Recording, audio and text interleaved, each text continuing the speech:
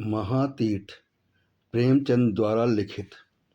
मुंशी इंद्रमणि की आमदनी कम थी और खर्च ज़्यादा। अपने बच्चे के लिए दाई रखने का खर्च न उठा सकते थे, लेकिन एक तो बच्चे की सेवा शुश्रूषा की फिक्र और दूसरे अपने बराबर वालों में हेठे बनकर रहने का अपमान इस खर्च को सहने पर मजबूर करता था। बच्चा दाई को बहुत चाहता था, हरदम उसके गले का हार बना रहता था, इसलिए दाई और भी ज़रूरी मालूम होती थी। पर शायद सबसे बड़ा कारण यह था कि वे मुरव्वत के बस दाई को जवाब देने का साहस नहीं कर सकते थे। बुढ़िया उसके यहाँ 3 साल से नौकर थी। उसने उनके इकलौते लड़के का लालन पालन किया था। अपना काम बड़ी मुस्तैदी और परिश्रम से करती थी। उसे निकालने का कोई बहाना नहीं था और व्यर्थ खुचर निकालना इंद्रमणि जैसे भले आदमी के स्वभाव के विरुद्ध था। पर सुखदा इस संबंध में पति से सहमत न थी। उसे संदेह था कि दाई हमें लूट लेती है। जब दाई बाजार से लौटती तो वह दालान में छिपी रहती कि देखूं आटा कहीं छिपाकर तो नहीं रख देती, लकड़ी तो नहीं छिपा देती। उसकी लाई हुई चीज़ों को घंटों देखती, पूछताछ करती, बार बार पूछती, इतना ही क्यों, क्या भाव है, क्या इतना महंगा हो गया। दाई कभी तो इन संदेहात्मक प्रश्नों का उत्तर नम्रतापूर्वक देती, किंतु जब कभी बहू जी ज़्यादा तेज हो जाती तो वो भी कड़ी पड़ जाती थी। शपथें खाती, सफाई की शहादतें पेश करती, वाद विवाद में घंटों लग जाते थे। प्रायः नित्य ही नई दशा रहती और प्रतिदिन ये नाटक दाई के अश्रुपात के साथ समाप्त होता था। दाई का इतनी शक्तियाँ झेल कर पड़े रहना सुखदा के संदेह को और भी पुष्ट करता था। उसे कभी विश्वास नहीं होता था कि यह बुढ़िया केवल बच्चे के प्रेम बस पड़ी हुई है। वह बुढ़िया को इतनी बाल प्रेमशीला नहीं समझती थी। संयोग से एक दिन दाई को बाजार से लौटने में जरा देर हो गई। वहाँ 2 कुंजड़िनों में देवासुर संग्राम रचा था। उनका चित्रमय हाव भाव, उनका आग्नेय तर्क वितर्क, उनके कटाक्ष और व्यंग्य सब अनुपम थे।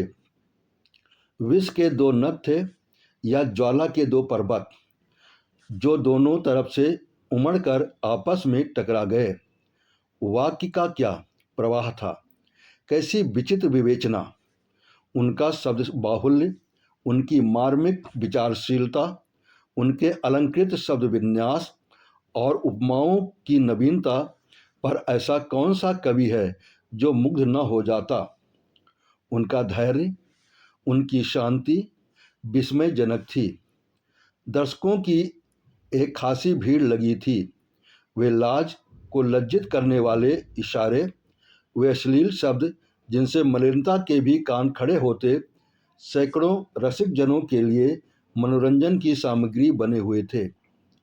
दाई भी खड़ी हो गई कि देखूं क्या मामला है। तमाशा इतना मनोरंजक था कि उसे समय का बिल्कुल ध्यान न रहा। एकाएक जब 9 के घंटे की आवाज़ कान में आई तो चौंक पड़ी और लपकी हुई घर की तरफ चली। सुखदा भरी बैठी थी। दाई को देखते ही त्योरी बदल कर बोली, क्या बाजार में खोई गई थीं? दाई विनय पूर्वक भाव से बोली, एक जान पहचान की मेहरी से भेंट हो गई। वे बातें करने लगी। सुखदा इस जवाब से और भी चिढ़कर बोली, यहाँ दफ्तर जाने को देर हो रही है और तुम्हें सैर सपाटे की सूझती है। परंतु दाई ने इस समय दबने में कोई ही कुशल समझी। बच्चे को गोद में लेने चली, पर सुखदा ने झिड़क कर कहा, रहने दो, तुम्हारे बिना ये व्याकुल नहीं हुआ जाता। दाई ने इस आज्ञा का मानना आवश्यक नहीं समझा। बहूजी का क्रोध ठंडा करने के लिए इससे उपयोगी और कोई और उपाय न सूझा। उसने रुद्रमणि को इशारे से अपने पास बुलाया। वे दोनों हाथ फैलाए लड़खड़ाता हुआ उसकी ओर चला। दाई ने उसे गोद में उठा लिया और दरवाजे की तरफ चली, लेकिन सुगदा बाज की तरह झपटी और रुद्र को उसकी गोदी से छीनकर बोली, तुम्हारी ये धूर्तता बहुत दिनों से देख रही हूँ। ये तमाशे किसी और को दिखाइए, यहाँ जी भर गया। दाई रुद्र पर जान देती थी और समझती थी कि सुगदा इस बात को जानती है। उसकी समझ में सुगदा और उसके बीच ऐसा मजबूत संबंध था जिसे साधारण झटके तोड़ ना सकते थे। यही कारण था कि सुगदा के कटु वचनों को सुनकर भी उसे यह विश्वास न होता था कि मुझे निकालने पर प्रस्तुत है। पर सुगदा ने ये बातें कुछ ऐसी कठोरता से कही और रुद्र को ऐसी निर्दयता से छीन लिया कि दाई से सहन न हो सका। बोली, बहूजी, मुझसे कोई अपराध तो नहीं हुआ, बहुत तो पाँव घंटे की देर हुई होगी, इसी पर आप इतना बिगड़ रही हैं, तो साफ क्यों नहीं कह देती कि दूसरा दरवाज़ा देखो। नारायण ने पैदा किया है तो खाने को भी देगा, मजदूरी का अकाल थोड़ी ही है।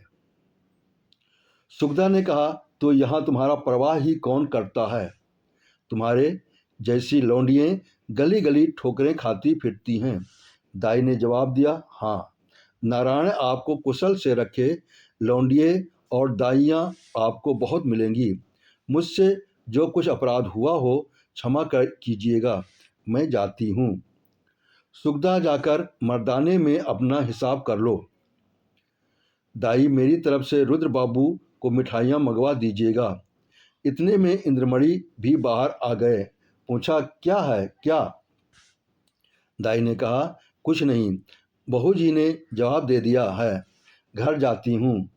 इंद्रमणि गृहस्थी के जंजाल से इस तरह बचते थे जैसे कोई नंगे पैर वाला मनुष्य कांटों से बचे।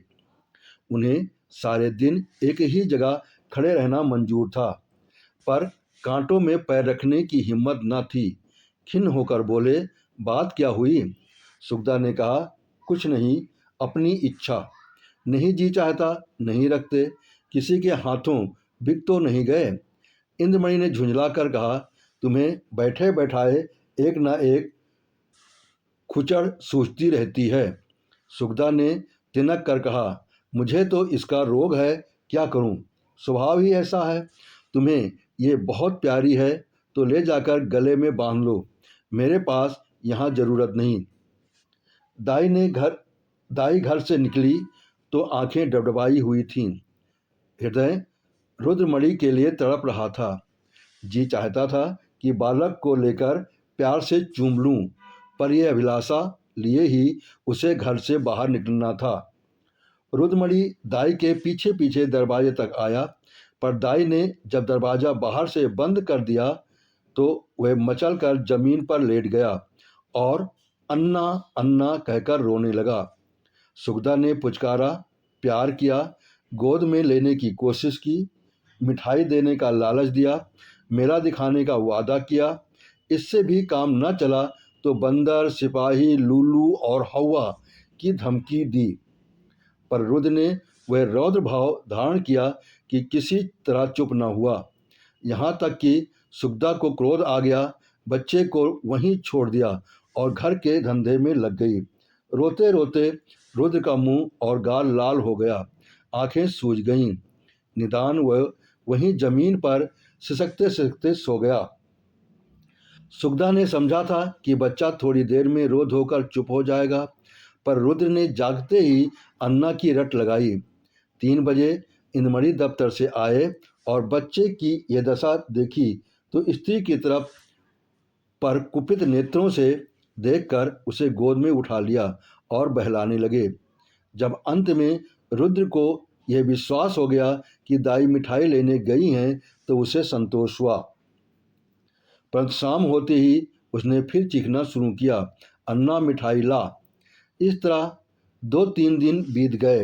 रुद्र का अन्ना की रट लगाने और रोने के सिवा और कोई काम न था। वह शांत प्रकृति कुत्ता जो उसकी गोद से एक क्षण के लिए भी न उतरता था, वो मौन व्रतधारी बिल्ली जिसे ताक पर देखकर वो खुशी से फूला न समाता था, वो पंखहीन चिड़िया जिस पर वो जान देता था, सब उसके चित्त से उतर गए। वह उनकी तरफ आंख उठाकर भी नहीं देखता। अन्ना जैसी जीती जागती प्यार करने वाली, गोद में लेकर घुमाने वाली, थपक थपक कर सुलाने वाली, गा गा कर खुश करने वाली चीज का स्थान इन निर्जीव चीज़ों से पूरा न हो सकता था। वह अक्सर सोते सोते चौंक पड़ता और अन्ना अन्ना पुकार कर हाथों से इशारा करता, मानो उसे बुला रहा है। अन्ना की खाली कोठरी में घंटों बैठा रहता। उसे आशा होती कि अन्ना यहाँ आती होगी। इस कोठरी का दरवाज़ा खुलते सुनता तो अन्ना अन्ना कहकर दौड़ता, समझता कि अन्ना आ गई। उसका भरा हुआ शरीर घुल गया, गुलाब जैसा चेहरा सूख गया। माँ और बाप उसकी मोहिनी हंसी के लिए तरस कर रह जाते थे। यदि बहुत गुदगुदाने या छेड़ने से हंसता, केवल दिल रखने के लिए हंस रहा है। उसे तब दूध से प्रेम नहीं था, न मिश्री से, न मेवे से, न मीठे बिस्किट से, न ताजी इमरतियों में से। उनमें मज़ा तब था जब अन्ना अपने हाथों से खिलाती थीं। अब उनमें मज़ा नहीं था। 2 साल का लहलहाता हुआ सुंदर पौधा मुरझा गया। वह बालक जिसे गोद में उठाते ही नरमी, गर्मी और भारीपन का अनुभव होता था, अब सूख कर कांटा हो गया।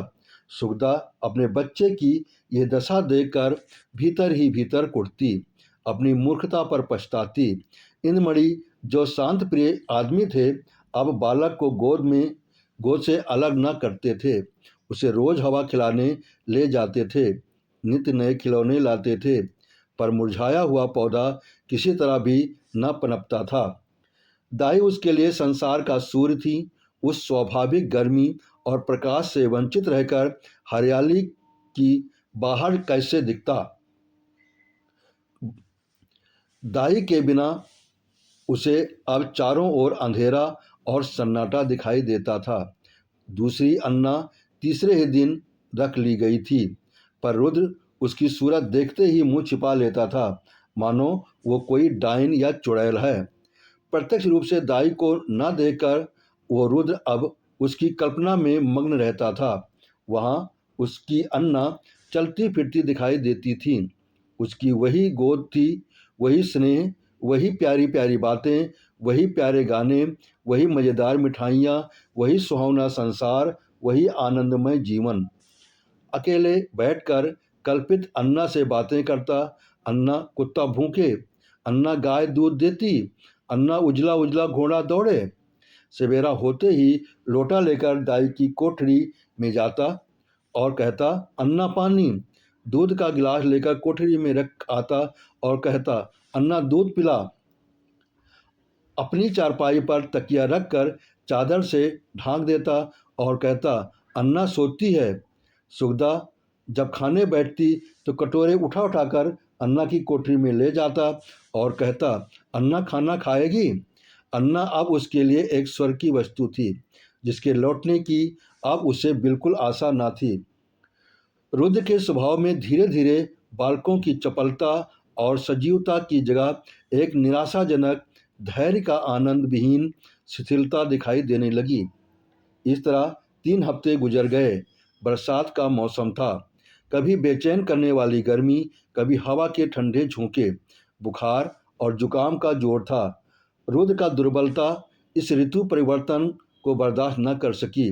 सुगदा उसे फ्लालैन का कुर्ता पहनाए रखती थी, उसे पानी के पास जाने नहीं देती, नंगे पैर एक कदम नहीं चलने देती।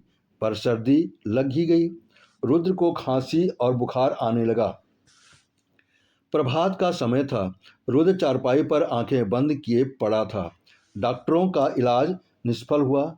सुगदा चारपाई पर बैठी उसकी छाती में तेल की मालिश कर रही थीं और इंद्रमणि विषाद मूर्ति बने हुए करुणापूर्ण आंखों से बच्चे को देख रहे थे। इधर सुगदा से बहुत कम बोलते थे। उन्हें उससे इस तरह की चिढ़ हो गई थी। वह रुद्र की बीमारी का एकमात्र कारण उसी को समझते थे। वो उनके दृष्टि में बहुत नीच स्वभाव की स्त्री थी। सुगदा ने डरते डरते कहा, आज बड़े हकीम साहब को बुला लेते, शायद उनकी दवा से फायदा हो। इंद्रमणि ने काली घटाओं की ओर देखकर रुखाई से जवाब दिया, बड़े हकीम नहीं, धन्वंतरी भी आवें तो भी उसे कोई फायदा न होगा। सुगदा ने कहा, तो क्या अब किसी की दवा न होगी? इंद्रमणि, बस इसकी एक ही दवा है और अलग भी है। सुगदा, तुम्हें तो बस एक ही धुन सवार है। क्या बुढ़िया आकर अमृत पिला देगी? इंद्रमणि, यदि नहीं समझती हो और अब तक नहीं समझी तो रोओगी। बच्चे से हाथ धोना पड़ेगा। सुगदा चुप भी रही। क्या अशुभ मुँह से निकालते हो? यदि ऐसी ही जली कटी सुनानी है तो बाहर चले जाओ। इंद्रमणि, मैं तो जाता हूँ, पर याद रखो ये हत्या तुम्हारी ही गर्दन पर होगी। यदि लड़के को तंदुरुस्त देखना चाहती हो तो उसी दाई के पास जाओ, उनसे विनती और प्रार्थना करो, क्षमा मांगो। तुम्हारे बच्चे की जान उसकी दया के अधीन है। सुगदा ने कुछ उत्तर नहीं दिया। उसकी आंखों से आंसू जारी थे। इंद्रमणि ने पूछा, क्या मर्जी है, जाऊं, उसे बुला लाऊं? सुगदा, तुम क्यों जाओगे? मैं आप ही चली जाऊंगी। इंद्रमणि, नहीं, क्षमा करो, मुझे तुम्हारे ऊपर विश्वास नहीं है। न जाने तुम्हारी जबान से क्या निकल पड़े कि जो वो आती भी हो तो न आवे। सुगदा ने पति की ओर फिर तिरस्कार की दृष्टि से देखा और बोली, हाँ, और क्या मुझे बच्चे की बीमारी का शौक थोड़े ही है? मैंने लाज के मारे तुमसे कहा नहीं, पर मेरे हृदय में ये बात बार बार उठी है। यदि मुझे दाई के मकान का पूरा पता मालूम होता तो मैं कभी की उसे मना लाई होती। वह मुझसे कितनी भी नाराज हो, पर रुद्र से उसे प्रेम था। मैं आज ही उसके पास जाऊंगी। तुम विनती करने को कहते हो, मैं उसके पैरों पड़ने को तैयार हूँ। उसके पैरों को आंसुओं से भिगोऊंगी और जिस तरह राजी हो राजी करूंगी। सुगदा ने बहुत धैर्य धर कर ये बातें कही, परंतु उमड़ते हुए आंसू अब न रुक सके। इंद्रमणि ने स्त्री की ओर सहानुभूति पूर्वक देखा और लज्जित हो बोले, मैं तुम्हारा जाना उचित नहीं समझता, मैं खुद ही जाता हूँ। कैलाशी संसार में अकेली थी। किसी समय उसका परिवार गुलाब की तरह फूला हुआ था, परंतु धीरे धीरे सब पंक्तियां गिर गईं। अब उसकी सब हरियाली नष्ट भ्रष्ट हो गई और अब वही एक सूखी हुई टहनी उस हरे बड़े पेड़ का चिन्ह रह गई थी। परंतु रुद्र को पाकर इस सूखी हुई टहनी में जान पड़ गई थी। इससे हरी भरी पत्तियां निकल आई थीं। वह जीवन जो अब तक नीरस और सुख था, अब सरस और सजीव हो गया था। अंधेरे जंगल में भटके हुए पथिक को प्रकाश की झलक आने लगी थी। अब उसका जीवन निरर्थक नहीं बल्कि सार्थक हो गया था। कैलाशी रुद्र की भोली बातों पर निछावर हो गई, पर स्नेह सुगदा से छिपाती थी, इसलिए कि माँ के हृदय पर द्वेष न हो। वो रुद्र के लिए माँ से छिपाकर मिठाइयाँ लाती और उसे खिलाकर प्रसन्न होती। वह दिन में 2-3 बार उसे उबटन मलती कि बच्चा खूब पुष्ट हो।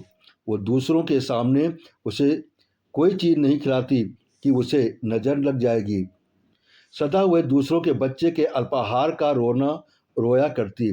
उसे बुरी नज़र से बचाने के लिए ताबीज और गड़े लाती रहती। वह उसका विशुद्ध प्रेम था, उसमें स्वार्थ की गंध भी न थी। इस घर में से निकलकर कैलाशी की वह दशा थी जो थिएटर में एकाएक बिजली के लैंपों के बुझ जाने से दर्शकों की होती है। उसके सामने वही सूरत नाच रही थी, कानों में वही प्यारी प्यारी बातें गूंज रही थीं। उसे अपना घर काटे खाता था। उस काल कोठरी में दम घुट जाता था। रात ज्यों ज्यों करकटी, सुबह को वो घर में झाड़ू लगा रही थी। यकायक बाहर ताजे हलवे की आवाज़ सुनाई पड़ी। फुर्ती से निकल आई। तब तक याद आ गया, आज हलवा कौन खाएगा, आज गोद में बैठकर कौन चहकेगा। बात सुनने के लिए वो जो हलवा खाते समय रुद्र के होठों से और शरीर के एक एक अंग से बरसता था, हृदय तड़प उठा। वो व्याकुल होकर घर से बाहर निकली कि चलूं, रुद्र को देख आऊं, पर आधे रास्ते से लौट गई। रुद्र कैलाशी के ध्यान से एक क्षण भर के लिए भी नहीं उतरता था। वो सोते सोते चौंक पड़ती, जान पड़ता रुद्रदंडे का घोड़ा दबाए चला आता है। पड़ोसियों के पास जाती तो रुद्र की ही चर्चा करती। रुद्र उसके दिल और जान में बसा हुआ था। सुखदा के कठोरतापूर्ण कुव्यवहार का उसके हृदय में ध्यान नहीं था। वह रोज इरादा करती थी कि आज रुद्र को देखने चलूंगी। उसके लिए बाजार से मिठाइयाँ और खिलौने लाती, घर से चलती, पर रास्ते से लौट आती। कभी दो चार कदम तो आगे नहीं बढ़ा जाता। कौन सा मुंह लेकर जाऊं, जो प्रेम का धूर्ता समझता हो उसे कौन सा मुंह दिखाऊं। कभी सोचती, यदि रुद्र हमें न पहचाने तो बच्चों के प्रेम का ठिकाना ही क्या। नई दाई से नई दाई से हिल मिल गया होगा। ये ख्याल उसके पैरों पर जंजीर का काम कर जाता था। इस तरह 2 हफ्ते बीत गए। कैलाशी का जी उचाट रहता, जैसे उसे कोई लंबी यात्रा करनी हो। घर की चीजें जहाँ की तहाँ पड़ी रहती, न खाने की सुधि थी, न पहनने की। रात दिन रुद्र ही के ध्यान में डूबी रहती थी। संयोग से इन्हीं दिनों बद्रीनाथ की यात्रा का समय आ गया। मोहल्ले के कुछ लोग यात्रा की तैयारियां करने लगे। कैलाशी की दशा इस समय पालतू चिड़िया की सी थी, जो पिंजरे से निकलकर फिर किसी कोने की खोज में हो। उसे विस्मित का ये अच्छा अवसर मिल गया। यात्रा के लिए तैयार हो गई। आसमान पर काली घटाएं छाई थीं और हल्की हल्की फुहारें पड़ रही थीं। दिल्ली स्टेशन पर यात्रियों की भीड़ थी। कुछ गाड़ियों में बैठे थे, कुछ अपने घर वालों से विदा हो रहे थे। चारों तरफ हलचल सी मची थी। संसार माया आज भी उन्हें जकड़े हुए थी। कोई स्त्री को सावधान कर रहा था कि धान कट जाए तो ताल वाले खेत में मटर बो देना और बाग के पास गेहूं। कोई अपने जवान लड़के को समझा रहा था असामियों पर बकाया लगान की नालिश में देर न करना और 2 रुपये सैकड़ा सूद जरूर काट लेना। एक बूढ़े व्यापारी महाशय अपने मुनीम से कह रहे थे कि माल आने में देरी हो तो खुद चले जाइएगा और चलतू माल लीजिएगा, नहीं तो रुपया फंस जाएगा। पर कोई कोई ऐसे श्रद्धालु मनुष्य भी थे जो ध्यानमग्न दिखाई देते थे। वे या तो चुपचाप आसमान की ओर निहार रहे थे या माला फेरने में तल्लीन थे। कैलाशी भी एक गाड़ी में बैठी सोच रही थी, इन भले आदमियों को अब भी संसार की चिंता नहीं छोड़ती। वही वणिज व्यापार लेन देन की चर्चा। रुद्र इस समय यहाँ होता तो बहुत रोता, मेरी गोद में कभी न उतरता, लौटकर उसे अवश्य देखने जाऊंगी। हे ईश्वर, किसी तरह गाड़ी चले, गर्मी के मारे जी व्याकुल हो रहा है। इतनी घटा उमड़ी हुई है किंतु बरसने का नाम ही नहीं लेती। मालूम नहीं ये रेल वाले क्यों देर कर रहे हैं, झूठ मूठ इधर उधर दौड़ते फिरते हैं। ये नहीं कि झटपट गाड़ी खोल दें, यात्रियों की जान में जान आए। यकायक उसने इंद्रमणि को बाइसिकल लिए प्लेटफॉर्म पर आते देखा। उनका चेहरा उतरा हुआ था और कपड़े पसीनों से तर थे। वे गाड़ियों में झांकने लगे। कैलाशी केवल ये जताने के लिए कि मैं भी यात्रा करने जा रही हूँ, गाड़ी से बाहर निकल आए। इंद्रमणि उसे देखते ही लपक कर करीब आ गए और बोले, क्यों कैलाशी, तुम भी यात्रा पर चली। कैलाशी ने सगर्व दीनता से उत्तर दिया, हाँ, यहाँ क्या करूँ, जिंदगी का कोई ठिकाना नहीं, मालूम नहीं कब आंखें बंद हो जाएं। परमात्मा के यहाँ मुँह दिखाने का कोई उपाय होना चाहिए। रुद्र बाबू अच्छी तरह है ना। इंद्रमणि, अब जा रही हो, रुद्र का हाल पूछ कर क्या करोगी, उसे आशीर्वाद देती रहना। कैलाशी की छाती धड़कने लगी। घबराकर बोली, उनका जी अच्छा नहीं है क्या? इंद्रमणि, वो तो उसी दिन से बीमार है जिस दिन तुम यहाँ से निकली। 2 हफ्ते तक अन्ना अन्ना की रट लगाई, अब 1 हफ्ते से खांसी और बुखार में पड़ा है। सारी दवाइयाँ करके हार गया, कुछ फायदा न हुआ।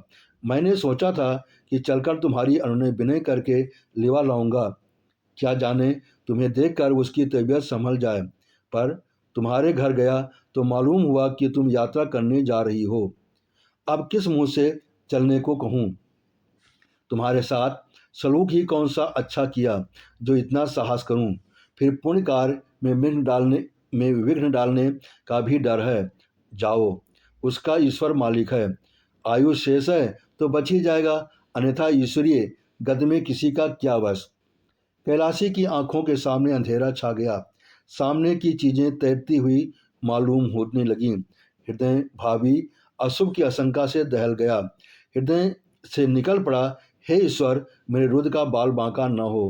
प्रेम से गला भर आया। विचार किया, मैं कैसी कठोर हृदया हूँ। प्यार बच्चा रो रो कर हलकान हो गया और उसे और मैं उसे देखने तक नहीं गई।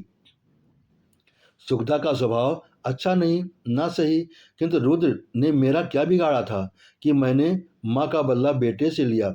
ईश्वर मेरा अपराध क्षमा करे। प्यारा रुद्र मेरे लिए हुड़क रहा है। इस ख्याल से कैलाशी का कलेजा महसूस उठा था और आंखों में आंसू भय बह निकले थे। क्या मुझे क्या मालूम था कि उसे मुझसे इतना प्रेम है? नहीं मालूम बच्चे की क्या दशा है। भयातुर हो बोली, दूध तो पीते हैं ना इंद्रमणि, तुम दूध पीने की कहती हो? उसने 2 दिन से आंखें नहीं खोली। कैलाशी, मेरे मेरे परमात्मा, अरे ओ कुली कुली, बेटा आकर मेरा सामान गाड़ी से उतार दे। अब मुझे तीर्थ यात्रा नहीं सूझता। हाँ बेटा, जल्दी कर। बाबूजी, देखो कोई इक्का हो तो ठीक कर लो। इक्का खाना, इक्का रवाना हुआ। सामने सड़क पर बग्घियां खड़ी थीं। घोड़ा धीरे धीरे चल रहा था। कैलाशी बार बार झुंझलाती थी और इक्कावान से कहती थी, बेटा जल्दी कर, मैं तुझे कुछ ज़्यादा दे दूंगी। रास्ते में मुसाफिरों की भीड़ देखकर उसे क्रोध आता था। उसका जी चाहता था कि घोड़ों के पर लग जाते, लेकिन इंद्रमणि का मकान करीब आ गया था तो कैलाशी का हृदय उछलने लगा। बार बार हृदय से रुद्र के लिए आशीर्वाद निकलने लगा। ईश्वर करे सब कुछ कुशल मंगल हो। उस इक्का इंद्रमणि की गली की ओर मुड़ा। अकस्मात कैलाशी के मकान में रोने की ध्वनि पड़ी। कलेजा मुंह में आ गया, सिर में चक्कर आ गया। मालूम हुआ नदी में डूब जाती हूँ। जी चाहा कि इक्के पर से कूद पड़ूं, पर थोड़ी देर में मालूम हुआ कि कोई स्त्री मैके से विदा हो रही है। संतोष हुआ। अंत में इंद्रमणि का मकान आ पहुंचा। कैलाशी ने डरते डरते दरवाजे की तरफ ताका, जैसे कोई घर से भागा हुआ अनाथ लड़का शाम को भूखा प्यासा घर आए। दरवाजे की ओर सटकी हुई आंखों से देखे कि कोई बैठा तो नहीं। दरवाजे पर सन्नाटा छाया हुआ था। महाराज बैठा सुरती मल रहा था। कैलाशी को जरा ढांढस हुआ। घर में बैठी तो देखा ही कि नहीं, दाई पुलटिस पका रही है। हृदय में बल का संचार हुआ। सुखदा के कमरे में गई तो उसका हृदय गर्मी के मध्याह्न काल के सदृश कांप रहा था। सुखदा रुद्र को गोद में लिए दरवाजे की ओर एकटक ताक रही थी। शोक और करुणा की मूर्ति बनी हुई थी। कैलाशी ने सुखदा से कुछ नहीं बोली, कुछ नहीं पूछा। रुद्र को उसकी गोद से लिया और उसकी तरफ सजल नयनों से देखकर कहा, बेटा रुद्र, आंखें खोलो। रुद्र ने आंखें खोली। क्षण भर दाई को चुपचाप देखता रहा और तब यकायक दाई के गले से लिपट कर बोला, अन्ना अन्ना आई। रुद्र का पीला मुरझाया हुआ चेहरा खिल उठा। उसे बुझते हुए दीपक के तेल पड़ जाए ऐसा मालूम हुआ, मानो वो कुछ बढ़ गया है। 1 हफ्ता बीत गया। प्रातःकाल का समय था। रुद्र आंगन में खेल रहा था। इंद्रमणि ने बाहर आकर उसे गोद में उठा लिया और प्यार से बोले, तुम्हारी अन्ना को मार भगा दें। रोज ने मुंह बनाकर कहा, नहीं रोएगी। कैलाशी बोली, क्यों बेटा, तुमने तो मुझे बद्रीनाथ नहीं जाने दिया, मेरी यात्रा का पुण्य कौन देगा? इंद्रमणि ने मुस्कुराकर कहा, तुम्हें उससे कहीं अधिक पुण्य मिल गया। ये तीर्थ महातीर्थ है।